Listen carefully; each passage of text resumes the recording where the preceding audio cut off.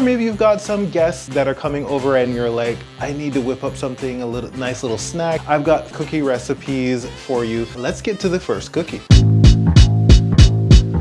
Now I do have to say, be forewarned that this is very coconut heavy because you're using coconut butter or coconut oil that's been melted and then cooled. So if you don't like the taste of coconut, you may not like this one. But we're gonna begin with 2 cups or 200 grams of almond flour. Then you're gonna add in 1/4 cup or 85 grams of maple syrup. And then 3 tablespoons or about 50 grams of coconut oil that's been melted and cooled. So even though you are using almond flour, once you mix this all up, you're looking for a consistency that you can squeeze and will still hold its shape when you squeeze it in your hands or in your fingers. All right, so I'm just making sure all the coconut is properly mixed through. That maple syrup makes it smell so good. Oh man, and I think we're there. I think so.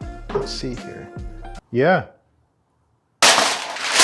So I've got my cookie sheet lined with parchment paper. So I'm gonna set this to the side, bring back my dough, and I should probably, let's line this with some parchment paper as well. All right, so now we're gonna roll this out to about 8 to 10 millimeters thick. Doesn't have to be a perfect shape because you're using a cookie cutter to cut out the cookies anyway. Oh, and if I didn't say before, you want to preheat your oven to 350 degrees. Do that now as you're doing this. You know, I think we're in a good place. Let's leave it there. Okay. So because I don't have a cookie cutter the size that I want, I'm gonna use a glass and it'll achieve the exact same results. So now, of course, once you get the amount that you're gonna get from this first rolled out part, just put it back together, roll it out again, get some more cookies. All right, first 4 done. Let's make some more. Ooh, I could go for some s'mores now. Focus, Andre, focus. All right, so for me, that recipe produced 10 cookies with very minimal scraps left over. I can make a smaller one, maybe I'll do that as well. But these are gonna go into the oven for about 12 to 15 minutes or until you see them begin to golden, okay? Next, we're going to melt down some dark chocolate. I'm using 70% because that's pretty much what I can handle.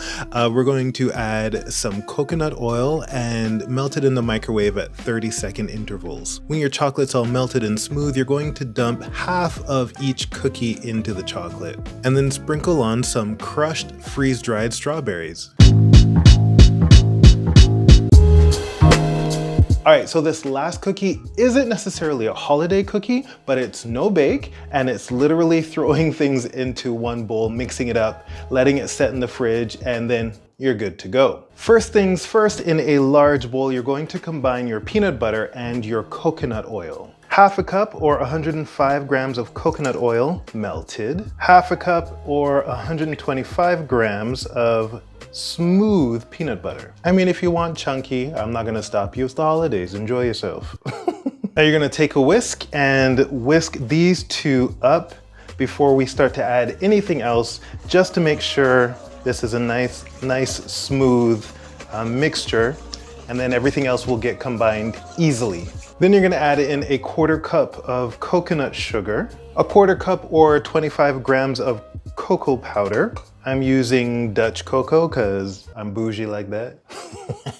A 1/4 cup or 60 milliliters of almond milk, just a pinch of salt to enhance the flavor, and 1 teaspoon of vanilla extract. And like before, just mix everything together. Make sure, especially the cocoa powder, make sure that it's fully incorporated so you've got that gorgeous dark brown color coming through. All right, that is fully combined. Now we're gonna move on to the dry ingredients, which is only 2 things. 2 cups or 180 grams of quick oats or instant oats. And just for a little extra chew, about half a cup of dried cranberries. Time to mix it.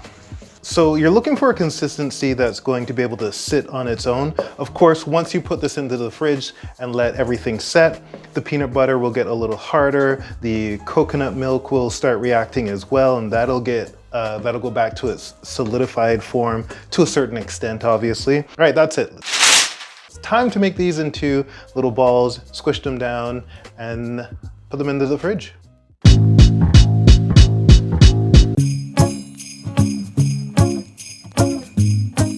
And there you have it. Easy to make holiday cookies that you can whip up if you've got a craving, you've got a party, you've got a cookie exchange.